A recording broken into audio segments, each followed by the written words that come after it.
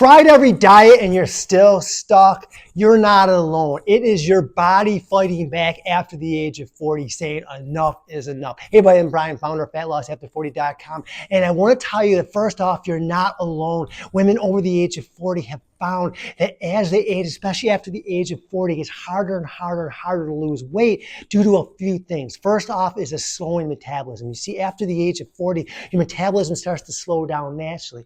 Compounded with that is your hormones are all out of whack, making it nearly impossible to lose weight. So a few things you have to keep in mind. First off, it's not your fault. And second of all, you're not broken. Your body's not broken. It's just the old way of working out is broken. And here's the new way of working out. Now you want to focus on, as we transition past the age of 40, into focusing more on predominantly strength training exercises. You want to say goodbye to the cardio, say goodbye to the HIIT workouts, focus more on progressive strength training. And here's why. Nothing will boost and reset your metabolism like strength training. So if you're strength training, you're boosting your metabolism, and more importantly, you're sculpting and toning and getting that lean look, which is the look we all want anyways.